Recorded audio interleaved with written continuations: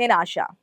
సాధారణంగా పరీక్షల్లో సమాధాన పత్రాలను బోధకులే మూల్యాంకనం చేస్తారు.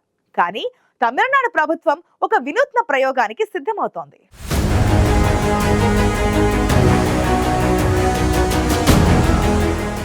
పరీక్షల్లో సమాధాన పేపర్ల మూల్యాంకానికి ఆధునిక ఏఐ టెక్నాలజీని వినియోగించాలని తమిళనాడు ప్రభుత్వం భావిస్తోంది. పరీక్షల్లో విద్యార్థులు రాసే సమాధాన పత్రాన్ని కృత్రిమ మేధతో దిద్దించే ప్రయోగానికి తమిళనాడు ప్రభుత్వం శ్రీకారం చుట్టింది.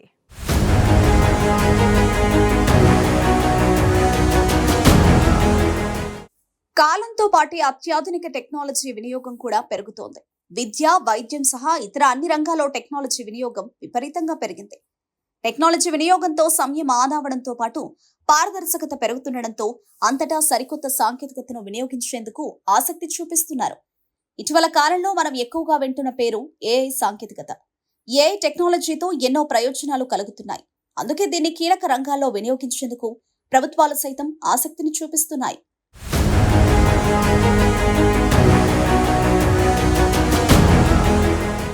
సాధారణంగా పరీక్షలో విద్యార్థులు వారి వారి శైలిలో ఎన్నో విధాలుగా సమాధానాలు రాస్తారు. కొందరు విద్యార్థులు వారి ఇష్టానుసారంగా ఆయా ప్రశ్నలకు సమాధానాలు ఇస్తుంటారు. అలాంటి సమయంలో పేపర్లు దిద్దే వారికి కూడా అది ఎంత మేర సరైన సమాధానమో కూడా చెప్పలేని పరిస్థితి ఉంటుంది. ఒక మాటలో చెప్పాలంటే సమాధానాలు తెలుసో తెలియదో కానీ కొందరు విద్యార్థులు పరీక్షలో రాసే సమాధానాలు పేపర్లు దిద్దే వారికి సైతం అర్థం కావంటే అతిశయోక్తి లేదు.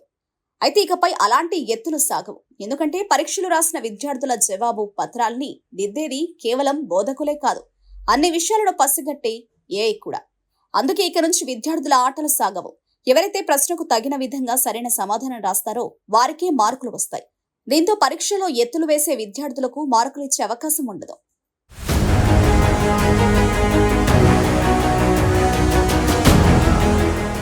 తమిళనాడు ప్రభుత్వం ఓ వినూత్న ప్రయోగానికి సిద్ధమవుతోంది. పరీక్షల్లో విద్యార్థులు రాసే సమాధాన పత్రాల్ని కృత్రిమ మేధతో దిద్దించే ప్రయోగానికి తమిళనాడు ప్రభుత్వం శ్రీకారం చుట్టింది. అందులో భాగంగానే ప్రస్తుతం తమిళనాడులోని 4 యూనివర్సిటీల పరిధిలో ఇందుకు సంబంధించిన ప్రయోగాలు నడుస్తున్నాయి. ఈ ఏడాదిలోపు ప్రాజెక్టు పూర్తి చేసి ఈ విధానంపై తుది నిర్ణయం తీసుకున్నారు. ఏ సాంకేతికత పనితీరును సరిగ్గా అన్వయించడంతో పాటు లోపాల్ని సవరించి సమగ్ర ఫలితాలు వచ్చిన తర్వాత అన్ని యూనివర్సిటీలో అమలు చేసేందుకు రంగం సిద్ధం చేస్తున్నారు. దీన్ని తమిళనాడు రాష్ట్ర ప్రణాళిక కమిషన్ పర్యవేక్షిస్తోంది.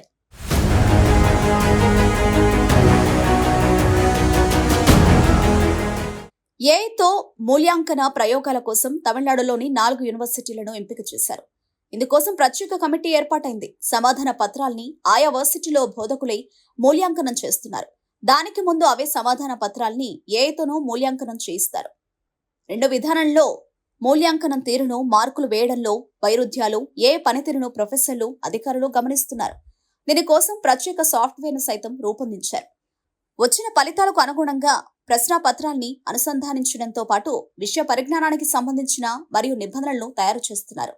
ఇప్పటి వరకు వచ్చిన ఫలితాలపై నివేదికలను ప్రభుత్వానికి అందజేశారు.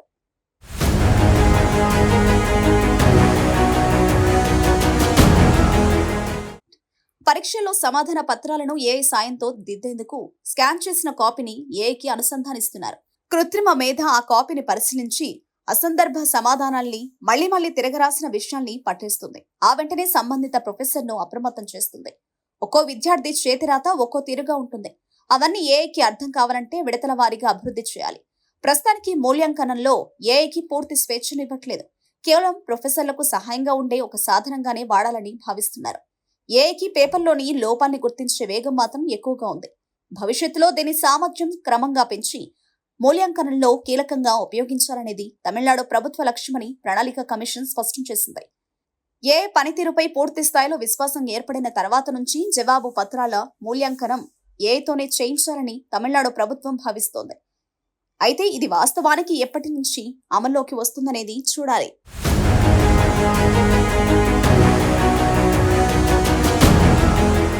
పరీక్షల్లో పేపర్ల మూల్యాంకానికి ఏఐని వినియోగించడం ద్వారా సమయం ఆదా అవడంతో పాటు పారదర్శకత కూడా పెరుగుతోంది. అందుకే తమిళనాడు ప్రభుత్వం సరికొత్త ప్రయోగానికి సిద్ధమైంది.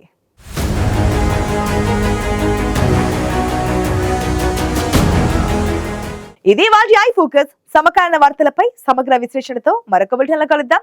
అంతవరకు చూస్తూనే ఉండండి ఐ న్యూస్.